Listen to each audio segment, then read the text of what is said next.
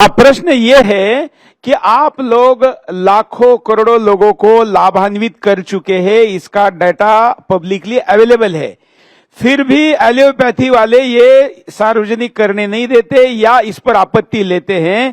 तो बाबा रामदेव अकेले से लड़ने में हो सकता है कि वो थोड़े बहुत सफल रहे हो, भारत के सारे वैद्यों को लेकर एक सार्वजनिक प्रेस कॉन्फ्रेंस खुली चुनौती जब तक नहीं देंगे तब तक ये युद्ध का निर्णय नहीं होगा।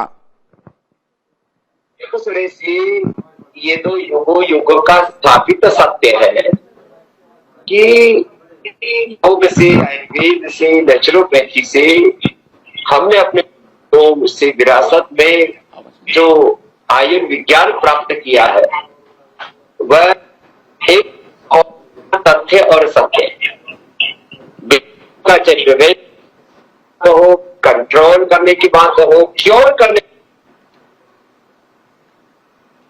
बात हो, या एक और not only physical mental emotional है, इसमें तीन पक्ष है। एक कि we have research and evidence, we did clinical control trial, तो उसमें भी हम इनसे कम नहीं है। हमने BP, sugar, liver, kidney cancer से लेकर के कंट्रोल ट्रायल की सिंथेटिक कंपैरेटिवली हमने चलाया, तो दवाओं से ज्यादा इफेक्टिव आयुर्वेदिक दवा एक पक्ष। दूसरा, ये हमने पूरा किया, खाली मुंह जबानी बात वचन नहीं है, ये कोई प्रवंचना तो है ही नहीं, ये तो पूरा साइंटिफिक डेटा के साथ है। दूसरी बात का जहां तक प्रश्न है, आयुर्वेद ट्रीटमेंट हम खाली का उपचार नहीं कर रहे, हम उसके पूरे प्रक्रिया को आगे बढ़ाते हैं। तो के प्रशमन के साथ उसके व्यवहार, संस्कार का, जीवन का परिष्कार करते हैं। तो उसकी जीवनीय शक्ति को जो हो रहा है, चाहे वो रेडिएशन, गलत आहार विचार है, तमाम तरह की जो जीवन शैली है, खुद मानते ये सब लाइफस्टाइल डिजीज है। 99 अरे तो लाइफस्टाइल को लाइफस्टाइल डिजीज ठीक हो जाएगी। योग के साथ योग, फिर नेचुरोपैथी, फिर इसमें पंचकर्मा षटकर्मा की जो शुद्धिकरण और सशक्तिकरण की प्रक्रिया समावेश हो जाता है, तो एक हम इन स्वास्थ्य प्रदान करते हैं, इसमें कोई प्रश्न नहीं। ये आपने जो हम उसको देखो सत्य, आपने जो बोला वो भी बात सही है। यदि आयुर्वेद के सारे शीर्ष वैद्य, डॉक्टर्स एक साथ आकर के भी इकट्ठे होकर के बोलते हैं, वो आवाज है, लेकिन ये मेडिकल सिस्टम है, उसको कुछ लोगों ने कैद में बांध रखा है। माने एक तरह से जो मेडिकल माफिया, जिसको हम कई बार कह देते हैं, उनको मिर्ची लग जाती है, ड्रग माफिया। वो मेडिकल माफिया, ड्रग माफिया क्या चाहता है कि लोग पूरे जो रोगी उनके रॉ मटेरियल है ना, और उसी के ऊपर ये पूरे जो कॉर्पोरेट, खास करके ये जो पूरा ताना बाना है ये चल रहा है। अब ये पूरा जो ताना बाना है, इसको छिन्न भिन्न करने के लिए 3 स्तर पर प्रयास की आवश्यकता है। एक तो आप जैसे जो जुझारू पत्रकार है, योद्धा पत्रकार है वो इसको आगे अपने हाथ में लिए हुए आपने आयुष कॉन्क्लेव किया है, उसके लिए आपका अभिनंदन है। हमारे प्रताप राव जाधव जी भी आए, हमारे अभी मैं सुन रहा था जो है हमारे मनीष आचार्य जी और उनके पूरे वैद्य भी यहाँ पर थे, हमारे जो है प्रताप चौहान जी भी है। ये चौहान साहब तो लगे ही रहते हैं अभी। ये हमारे आयुर्वेद के एक महारथी है बहुत बड़े। और देखो एक बात मैं बताता हूँ, चौहान साहब खुद एक वैद्य होने के साथ साथ एक अच्छे प्रवक्ता भी है, तो आयुर्वेद की बात को बहुत अच्छे से रखते भी है, और आयुर्वेद के मूल सिद्धांतों से बिना छेड़छाड़ किए। कुछ लोग होते हैं, देखो आयुर्वेद को का जो वर्चस्व हमें बढ़ाना है, तो आयुर्वेद में प्रामाणिकता को भी लाना पड़ेगा, आयुर्वेद में वैज्ञानिकता को भी लाना पड़ेगा। और आपने तो खुद पतंजलि में पतंजलि रिसर्च फाउंडेशन का रिसर्च सेंटर देखा है, हमें रिसर्च में भी उनसे कम नहीं रहना होगा। और सरकार के स्तर पर धन्यवाद, इस समय की जो सरकार है कम से कम वो योग को, आयुर्वेद को, आयुष को, नेचुरोपैथी को, चाहे वो होम्योपैथी है, इसको प्रश्रय देती है। और ये जो सुप्रीम कोर्ट में कुछ लोग बकवास कर रहे थे उसमें भी अब तो क्योंकि वो कार्य पूरा हो चुका है, संपन्न हो चुका है, उसमें भी हमारे बड़े भाई अमित शाह जी से लेकर के सब लोगों का एक प्रबल बिल्कुल मनोयोग से एक उनका भाव था कि ये सब बकवास बंद होनी चाहिए। वो बकवास भी बंद हो गई। अब देखो इन्होंने कहा कि भाई आयुर्वेद को ध्वस्त करना है, तो आयुर्वेद में सबसे ज्यादा कोई व्यक्ति बात करता है तो स्वामी रामदेव करता है, रोज इनकी धज्जियां उड़ाता है। तो बोलो उसी को सुप्रीम कोर्ट में घसीटो। लेकिन सुप्रीम कोर्ट में घसीटने के बाद भी वो उसको नीचा ना दिखा सके, तो हमें अब इसको पूरी व्यवस्था को उखाड़ फेंकने के लिए सभी तरह से, आपने जैसे कहा वो एक पक्ष है, सभी दिशाओं से ऐसा प्रयास करना पड़ेगा कि जिसको वो वैकल्पिक अवस्था कह रहे हैं, वैकल्पिक ऑल्टरनेटिव जो है ट्रीटमेंट कह रहे हैं, पैथी कह रहे, उसको हमें मेन स्ट्रीम में लाकर। हाँ बिल्कुल बिल्कुल बिल्कुल। और अभी आपने अमित शाह जी का नाम लिया, उन्होंने अभी सार्वजनिक तौर पर एक डॉक्टरों के सम्मेलन में ये कहा कि मैं इस वक्त किसी प्रकार की कोई एलियोपैथिक दवाई नहीं ले रहा हूं। इसका मतलब उन्होंने डायबिटिक को रिवर्स किया। तो देश के गृह मंत्री जब कह रहे कि मैंने मेरे और किसी और के लिए नहीं कह रहे, मैंने मेरा डायबिटिक रिवर्स किया, अगर वो कह रहे हैं, मैं सुरेश चौहान के मैंने पिछले 5 महीने में एक भी एलियोपैथिक दवाई नहीं ली, मेरा HbA1c 11 से लेके मैंने 7 पे लाया, मेरा वजन 18 किलो कम किया। तो अगर हम कहने के लिए तैयार है तो फिर आप सब लोग एकत्र मिलकर कहेंगे तो ये होम्योपैथी, आयुर्वेद और आयुष के सारे लोग एक साथ मिलेंगे तो हम ये जो एलियोपैथी का झूठ है उसको नेस्तनाबूद कर सकते हैं। ठीक बात कह रहे हैं आप, संगठित स्वर भी उठने की आवश्यकता है और सभी तरह से, सभी दिशाओं से सब लोगों में विश्वास भी जगाने की जरूरत है। तो आयुर्वेद के लोगों में, योग के और नेचुरोपैथी, होम्योपैथी, तो ये एक संगठित स्वर उठे और सारे समाज में एक विश्वास जगे। वैसे तो करीब चौहान साहब आपकी जानकारी के लिए, वैसे तो आपको पता ही है, हाँ, करीब 80% लोग इस देश के अभी भी इस पैथी में 100% विश्वास रखते हैं। 80% बहुत बड़ी बात है। हाँ, हाँ। लेकिन ये कुछ जो चंद पैसे वाले लोग हैं ना, उनको पैसे का ही गुरूर होता है। पैसा है तो थोड़ा, जब तक 1 लाख 2 लाख 5 लाख का उनका बिल ना बने उनको संतुष्टि नहीं होती। और उसके बावजूद भी वो जो है हेल्थ की दृष्टि से तो अंदर से दिवालिया हो चुके होते हैं। 10-10, 20-20 साल दवा खा करके डिजीज और डिजीज के कॉम्प्लिकेशंस, ड्रग्स के एडवर्स इफेक्ट, और अब सब 10-10, 20-20 साल, 30-30 साल जब दवाइयां खा लेते हैं तब उसके बाद कहते हैं अब तो आंखें गई, अब तो लिवर गया, अब तो किडनी गई, अब तो इम्यूनिटी भी गई। और लोग जो है ना 50-60 साल में आकर के तो बूढ़े हो जाते हैं। हम तो 60 साल में आकर के जवान हुए हैं। और एक और बात, एक समस्या और आ गई है, जैसे आपने कहा ना पैसा, आजकल बड़े बड़ा इंश्योरेंस लोग ले लेते हैं हेल्थ का भी, और कहते हैं क्या रे भाई क्यों जाते हो, जाओ ना होम्योपैथिक, एलियोपैथिक, या एलियोपैथिक छोड़ के होम्योपैथिक आयुर्वेदिक लो, बाबा के यहाँ पर जाओ, योगग्राम में जाओ। बोलता है अरे इंश्योरेंस का इतना पैसा दे के रखा है, उसको भी तो वसूल करना है। लेकिन इंश्योरेंस का पैसा वसूल करने के लिए खुद को एडमिट होना पड़ता है, इस बात पे वो ध्यान नहीं दे रहा है। अब तो इंश्योरेंस में एक बात अच्छी हुई है, मैं इसमें 3 बातें जोड़ना चाहता हूं एक साथ। हाँ। इंश्योरेंस वाले अभी आयुर्वेद के आयुष को भी इंश्योरेंस में उन्होंने शामिल कर लिया है। करीब अभी हमारे साथ 15-20 कंपनियों ने अभी हमारे साथ MOU किया है। और अभी सेंट्रल गवर्नमेंट ने भी, CGHS में भी इसको अभी हमने पूर्व सैनिकों का भी अभी किया। तो अभी एक ही चीज मैं आपसे कहूंगा, इसकी थोड़ी आवाज आप भी उठाओ, मैं भी प्रधानमंत्री जी को भी बोलूंगा, मैंने अमित जी को भी बोला है, नड्डा जी को भी बोला है कि भाई आयुष्मान कार्ड का लाभ अकेले एलोपैथी में क्यों मिलता है, आयुर्वेद में क्यों नहीं मिलता है? ठीक है, ये एक बहुत बड़ा प्रश्न है। करेंगे। भारत में केवल एलोपैथी का में ही आयुष्मान कार्ड का लाभ मिले, ये तो एक तरह से नाइंसाफी है। बिल्कुल, ये सरासर अन्याय है और ये तो कतई नहीं होना चाहिए।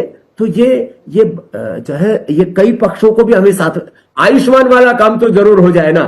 तो एलोपैथी के तो बड़े बड़े जो हॉस्पिटल बना करके बैठे ना, इनके आधों के अकल वैसे ठिकाने आ जाए, उसमें काफी तो नकली बिल बनाते हैं, झूठे बिल बनाते हैं। स्वामी जी वो तो कल बोर्ड बदल देंगे, एलोपैथी की जगह आयुर्वेद लिख देंगे, उनका तो दुकान है।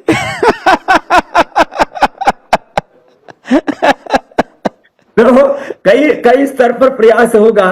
और आप तो एक, मैंने कहा ना कि योद्धा पत्रकार मैं मानता हूं, वैसे भी जैसे भगवान कृष्ण ने सुदर्शन उठा रखा था ना धर्म युद्ध के लिए, तो आपने धर्म युद्ध के लिए, आयुर्वेद के युद्ध के लिए, योग के लिए, सनातन के लिए, अपनी विरासत के लिए और सत्य के लिए, यतो धर्मस्ततो जयः सत्यमेव जयते, कि आप जीवंत प्रतिमान है।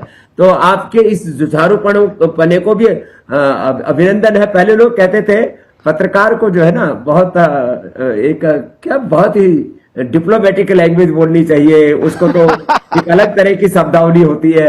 आप जैसा योद्धा पत्रकार भी हमने जीवन में पहली बार देखा। मैं तो पूरे 30 सालों से इस मीडिया से पूरा जूझता रहता था, तो कम से कम अपने विचार संस्कार का एक ऐसा पत्रकार है, एक ऐसा योद्धा, एक ऐसा राष्ट्रवादी, एक ऐसा सत्यनिष्ठ, एक ऐसा हमारा मतलब क्या कहे, आपके लिए शब्दावली छोटी पड़ जाती है, निशब्द हो जाते हैं हम। इतने आप सेवा कर रहे हो और हर अपने विरासत से जुड़े हुए जो हमारे ऊंचे मूल्य सिद्धांत आदर्श है उनको प्रतिष्ठापित करने के लिए आप प्राणार्पण से जुटे रहते हो। यद्यपि आपका विरोध करने वाले, आपको गालियां देने वाले, उनकी भी एक लंबी फरिस्त है, लेकिन वो सब आपको गालियां देने वाले तो एक तरह से वो गालियां, वो तिरस्कार, वो अपमान तो ताकत बनता है। क्योंकि फिर ये जो हमारे 3 तरह के हिंदू है ना, जो सोए हुए हिंदू, उनको जगाने में वो आहुति का काम करता है। वो तो है। तो इसलिए मैंने अभी क्या तय किया, जब मैं 5 महीने पहले नियम शुरू किया था, हम मिले थे, तो मैंने कहा था कि मैं अपने ऊपर प्रयोग करके फिर लोगों को कहूंगा कि देखो मैं उदाहरण हूं, कौन जज साहब पूछना चाहता है मुझे पूछे। नहीं, ये आप में साहस है, आपके इस शौर्य को, वीरता, पराक्रम को हम अभिनंदन करते हैं। बिल्कुल। तो आज हम लॉबिंग पर ज्यादा जोर दे रहे हैं। मतलब अब इस पे मुझे नहीं पूछना है कि कौन सी बीमारी पर कौन सी दवाई है, वो हम तो अप्रूव कर चुके हैं। अब तो आपके साथ करोड़ों लोग इसको मान चुके हैं। इसलिए आज के सेशन में समाज, आप और सरकार आयुष को स्थापित करने के लिए क्या करे, इस पर हम आज पे आपके साथ बात करना चाहते हैं। तो अभी तक हम बात कर रहे थे हम क्या करें, अभी हम आपसे समझना चाहते हैं कि आपके इंडस्ट्री के लोग, मतलब मैं इंडस्ट्री पतंजलि को उद्योग और इंडस्ट्री नहीं मानता, लेकिन इस सेक्टर के लोग क्या करें, बाकी डॉक्टर क्या करें। देखिए, आपने ठीक कहा, हमारे लिए ये सच में आयुर्वेदिक इंडस्ट्री है ही नहीं। ठीक है, शब्दावली में, वोकेबुलरी में ऐसे लोग बोल देते हैं ये भी एक सेक्टर है, ये है। हम तो उपचार और उपकार की भावना से इस काम को करते हैं। और महर्षि चरक सुश्रुत ने अपनी प्रस्तावना में ही इस बात को यूं कहा है कि वैद्य को उपचार ऐसे करना चाहिए कि मेरे अपने परिजन है, स्वजन है।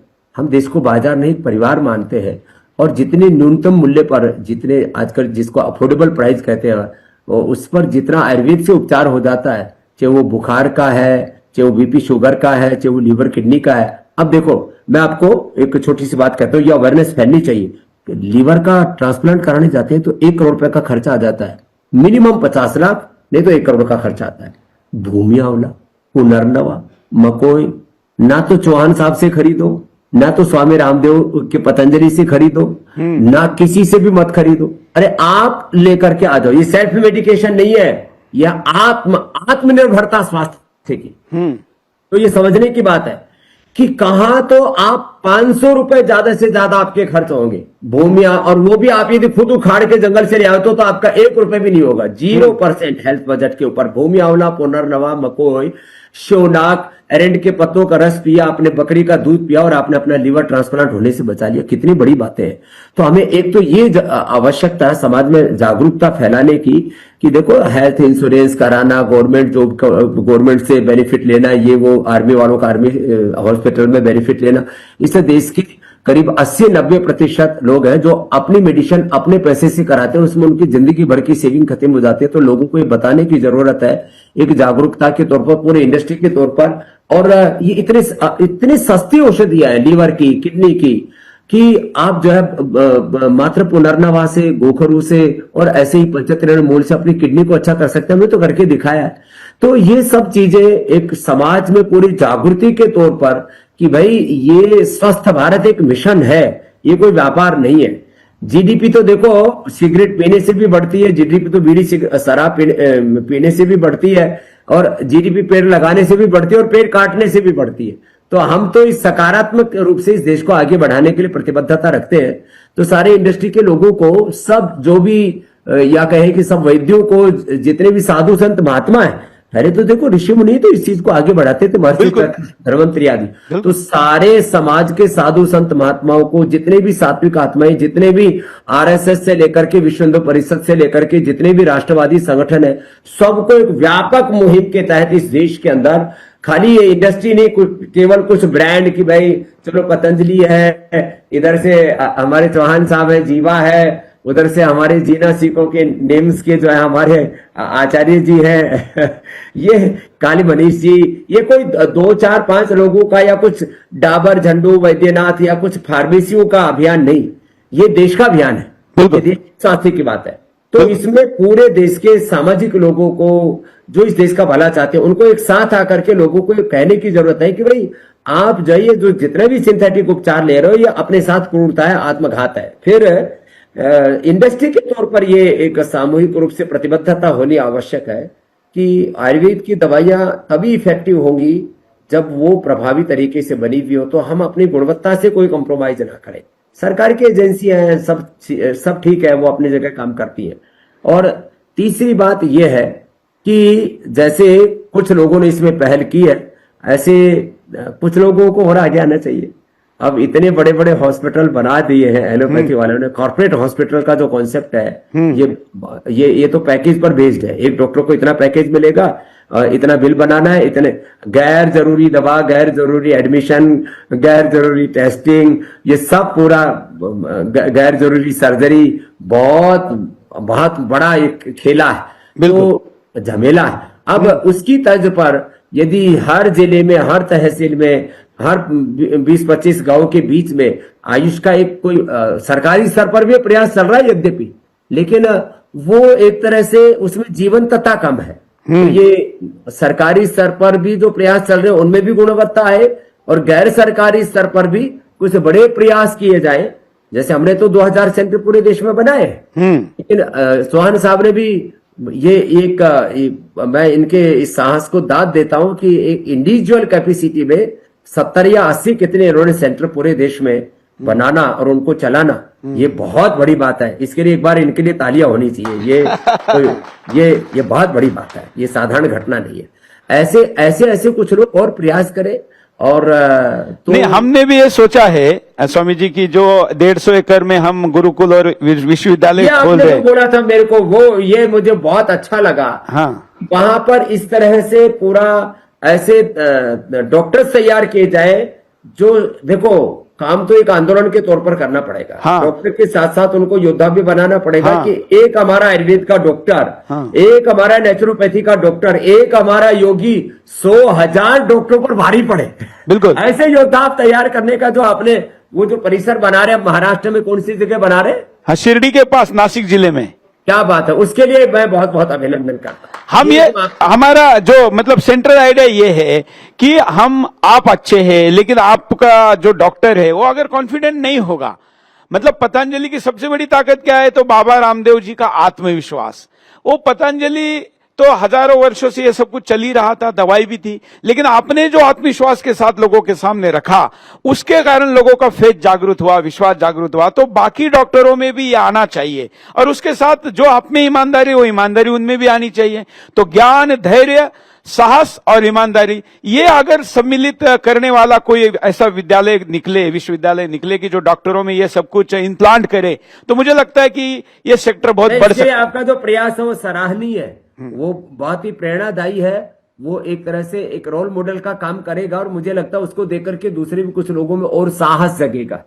और ऐसे माने वैधानिक तौर पर डॉक्टरों को डिग्री तो मिले, लेकिन खाली डिग्री से बात नहीं बनती।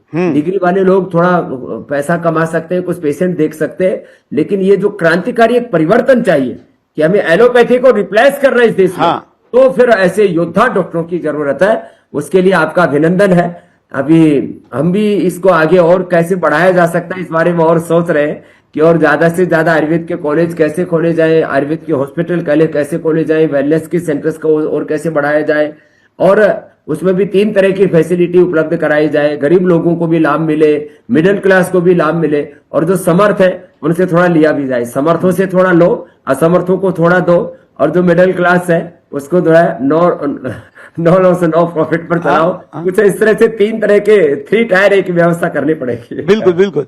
हालांकि मैं वहां पहले ये मेरा विचार नहीं था, मैं वहां केवल रक्षा विश्वविद्यालय खोल रहा था, लेकिन ये आयुष पर एक कॉन्क्लेव के लिए आपको जैसे पता है मेरा स्वभाव है कि मैं किसी में घुस जाता हूं तो फिर बहुत डीप स्टडी करता हूं।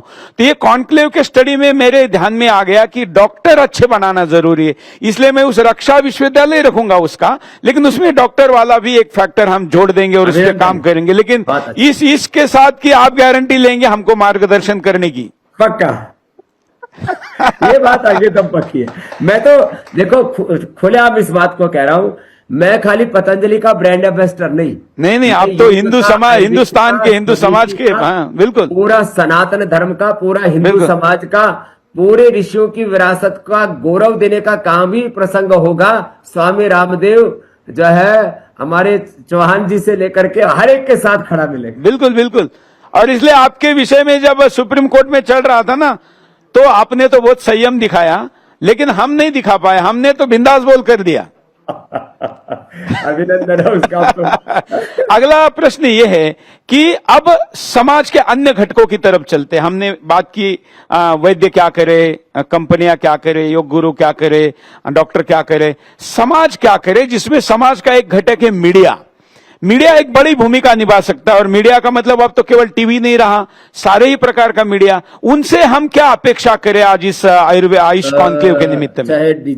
चाहे वो मेन स्ट्रीम टीवी चैनल है, चाहे प्रिंट मीडिया है मेन स्ट्रीम का, चाहे फिर अब सोशल मीडिया में एक आदमी के 10, 20, 50 लाख, 1 करोड़, 2 करोड़ फॉलोवर्स हो गए हैं, और जो है करोड़ों लोगों तक वो बात जाती।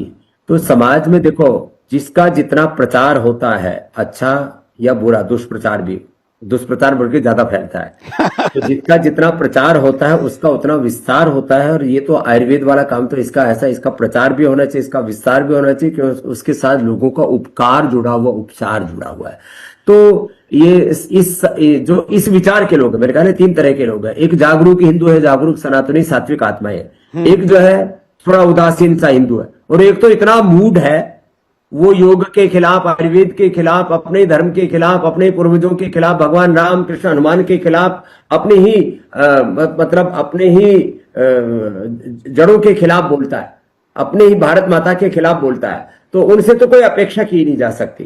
तो इसमें समाज में जो जागरूक आत्माएं हैं, उनके साथ साथ ये जो थोड़े उदासीन लोग हैं ना, उनको भी थोड़ा सा जागृत होने नहीं, वो केवल उदासीन नहीं है ना, वो तो शत्रु है। मतलब जिन्होंने लाइफ में कभी भी रूह अफ़ज़ा नहीं पिया, उन्होंने रूह अफ़ज़ा लाकर पीकर उसका वीडियो केवल इसलिए पोस्ट किया क्योंकि आपने शुरू किया है। अब आप इसको उदासीन नहीं, ये तो महामूर्ख शत्रु है। मतलब जैसे स्वामी विवेकानंद कहते हैं कि कोई धर्मांतरित होता है तो एक हिंदू कम नहीं हो रहा, एक शत्रु बढ़ रहा है, वैसे शत्रु है हमारे। और उसमें एक बात और जोड़ देना चाहता हूं, आपने तो कहा, तो इसमें ये जो अपने आत्मघाती लोग हैं, हाँ, कुलघाती लोग हैं, हाँ, और उसके लिए शास्त्र में एक श्लोक आता है, मित्रद्रोही, गुरुद्रोही, राष्ट्रद्रोही, आत्मद्रोही है। आत्मद्रोही कृतघ्नश्च यस्य विश्वासघातकः ते नरः नरकम यान्ति यावत् चंद्र दिवाकर। तो ये तो ऐसे नरक में जाने वाले पापी आत्मा है। लेकिन इसमें ना एक बात है, मीडिया के साथ साथ ना, ये जो मैंने कहा प्रिंट, इलेक्ट्रॉनिक, सोशल मीडिया के साथ साथ आज तो हर आदमी अपने आप में एक मीडिया है, एक मीडियम है। ये जितने थोड़े से 60+ वाले लोग हैं ना, इनको हमारे यहाँ पर बोला जाता था कि ये वानप्रस्थी और सन्यासी की भूमिका निभाए। एक एक व्यक्ति इस बात के लिए प्रबल आवाज उठाए कि भाई हमें 100% योग का, आयुर्वेद का, स्वदेशी का, सनातन धर्म का, अपनी विरासत का आग्रह रखना है। 100% हमें अपने पुरखों के रास्ते पर चलना है। ये भाव चेतना जिस दिन जग गई, 1 करोड़ से भी कम आबादी का इजराइल वो सारे अपने पड़ोसी मुसलमान दुश्मनों पर भारी पड़ता है।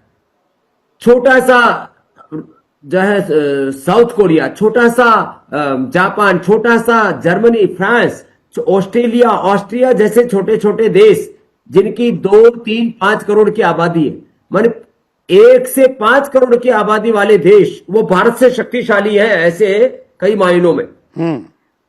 तो भारत तो 140 करोड़ का है, 150 करोड़ के होने वाले अभी। अब इसमें 150 करोड़ में मैं 50 करोड़ को कुछ तो अपने आप को जो है मुसलमान कह करके, कुछ ईसाई कह करके, कुछ कम्युनिस्ट कह करके, कुछ कई तरह से इधर उधर से लोगों के बहकावे में आकर के माना कि वो जन्म से हिंदू होते हुए भी और कुछ के पूर्वज हिंदू होते हुए भी, जैसे हमारे श्रद्धेय परम पूज्य भागवत जी ने कहा कि भाई सबका डीएनए तो हिंदू का ही है, तो अपने आप को भूले हुए हैं। लेकिन ये 100 करोड़ जो हिंदू है, यदि ये जाग जाए साहब, हम पूरी दुनिया को फतेह कर सकते हैं। बिल्कुल। तो ये बात मात्र में मीडिया तक ही नहीं, मैं तो कहता हूं हर व्यक्ति को मुखर होकर के, आज यदि मैं बात कर रहा हूं तो मेरे माँ बाप तो अनपढ़ थे, और मैं तो गांव में पैदा हुआ, गवर्नमेंट स्कूल में पढ़ा, गुरुकुल में पढ़ा। यदि मैं मौन रहता तो फिर ये कैसे इतना कल्याण का कार्य हो पाता? नहीं होता। तो यदि आज मैं मुखर हूं, आज हमारे जो है अशोक आप जी मुखर हैं, आपके सामने बैठे हैं चौहान साहब, और आप मुखर हैं चौहान जी, तो आज ये बात इतनी प्रबलता से आगे उठ रही है, नहीं तो कैसी बात आगे बढ़ती।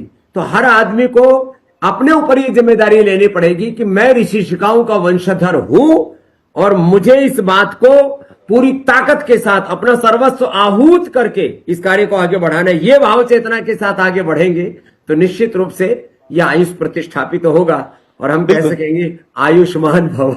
बिल्कुल। एक और सेक्टर है जो कपड़े आपने पहने हुए हैं और जो आपके चरित्र में भी है, वो साधु संत वाला जो पूरा जगत है, वो जगत क्या करे, उनसे हम क्या अपेक्षा रखें? साधु संत तो एक तो आपस में लड़ना बंद कर दे। देखिए आज दिन भर की सबसे ज्यादा तालियां अभी पड़ी है। आपस में लड़ना बंद कर दे। मैं विद्वान की, वो विद्वान की, मैंने कितने शास्त्र पढ़े, कि मैंने कितनी भाषाएं जानता हूं, उसको संस्कृत आती है कि नहीं है?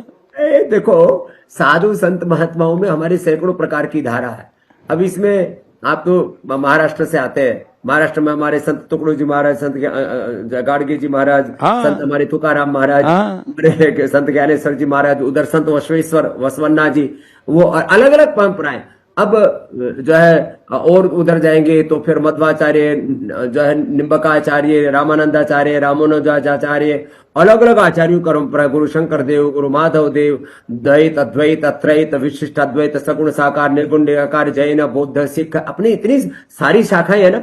तो एक तो इन साधु संत महात्माओं को एकत्वम अनुपश्यता, एकत्व के दर्शन में विश्वास रखना चाहिए कि हम अपने, मैं ये मजहबों की बात नहीं कर रहा हूं, वो जो अंग्रेजी वाला रिलीजन है ना, नहीं, आपने तो ये उत्तर दे दिया। ये जो आप कह रहे ये हो जाए तो फिर तो हिंदू राष्ट्र है, फिर तो कुछ बचा ही नहीं है।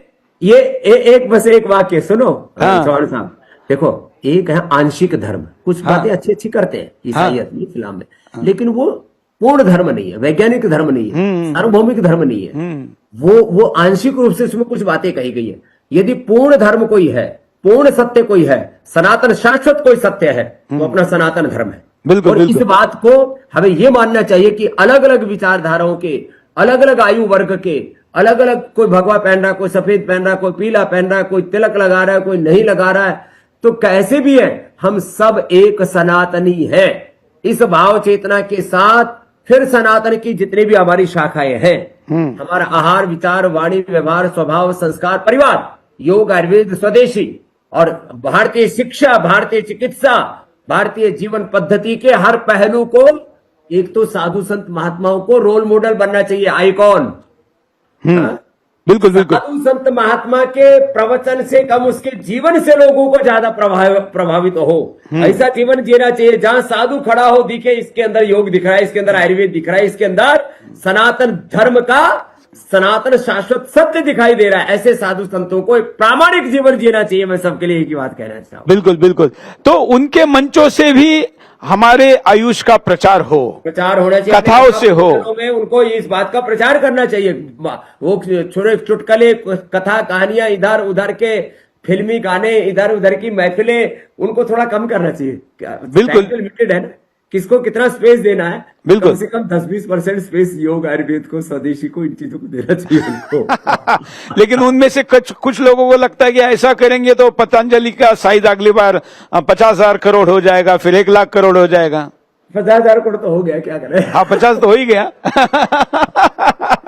अच्छा बताओ, पतंजलि बढ़ेगा तो देसी तो बढ़ेगा ना। हाँ, लेकिन पतंजलि उनको बढ़ेगा, ऐसा नहीं योग लगता बढ़ेगा, ना। आयुर्वेद बढ़ेगा। भाई ये तो आपको भी पता और सबको पता। अब तो इस बात का कोई, ये तो कोई अब जो है कोई सीक्रेट बात नहीं रहेगी, तो ओपन सीक्रेट है। हाँ। कि पतंजलि के पास में 1 से लेकर के करोड़ रुपए तक कुछ भी है। गुरुकुल बनेगा, आचार्य कुलम बनेगा, विश्वविद्यालय बनेगा, भारतीय शिक्षा बोर्ड आगे बढ़ेगा, गौ माता की सेवा होगी, भारत माता की सेवा होगी, सनातन के गौरव के जितने भी बिंदु है वो आगे बढ़ेंगे, तो अच्छी बात है ना।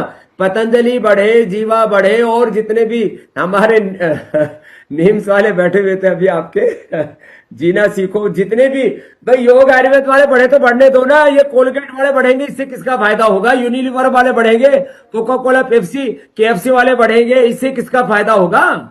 ये तो सारे लुटेरे बैठे हैं। बिल्कुल बिल्कुल, या आप में ही हिम्मत है इनको लुटेरे कहने की। और इसी हिम्मत का फायदा समाज ने लेना चाहिए। ऐसे लोग युगों में आते हैं और उनके जीवन का पूरा फायदा लेने वाली पीढ़ी ही फायदे में रहती है। इसलिए स्वामी जी, इसलिए जो आज हम यहाँ इस आयुष कॉन्क्लेव में संकल्प ले रहे हैं, मंत्री भी बड़े दमदार हैं। आज 100 मिनट उन्होंने इस पर मेरे साथ भी चर्चा की और सभी लोगों के प्रश्नों के उत्तर दिए। तो प्रधानमंत्री भी इस विषय के समर्थक हैं। तो यही समय है, सही समय है। मुझे लगता है कि एक बड़ी योजना बनाकर, लंबी योजना बनाकर, बड़े लक्ष्य के साथ इसको पूरा किया जा सकता है। और वो करने के लिए आज की कॉन्क्लेव एक संकल्प की तौर पर जानी जाएगी। और इसका एक कैलेंडर बेस्ड प्रोग्राम बनाकर अपन जल्दी ही एक बैठक में बैठेंगे, सभी लोगों को एकत्र करेंगे। उसमें आप समय और मार्गदर्शन दे, अपेक्षा आपसे रहेगी। बहुत बहुत आपके इस अभिनंदन, आपके संकल्प को प्रणाम है। और जैसे पूरा आपका ट्रैक रिकॉर्ड है, आप किसी कार्य को हाथ में लेते हैं तो उसको यशस्वी बनाते हैं, उसको परिणाम तक पहुंचाते हैं। और उस जब तक वो परिणाम तक नहीं पहुंच जाता तब तक आप अखंड प्रचंड पुरुषार्थ के साथ उसमें अपना सर्वस्व आहूत करके लगे रहते हैं। और यही किसी भी कार्य की सिद्धि के लिए कार्यम व साधयेयम देहम व पातयेयम, उस संकल्प के साथ उद्यमः साहसम धैर्यम बुद्धि शक्ति पराक्रमः षडेति यत्र वर्तन्ते तत्र देव सहायकृत। तो आप का ये संकल्प निश्चित रूप से यशस्वी होगा।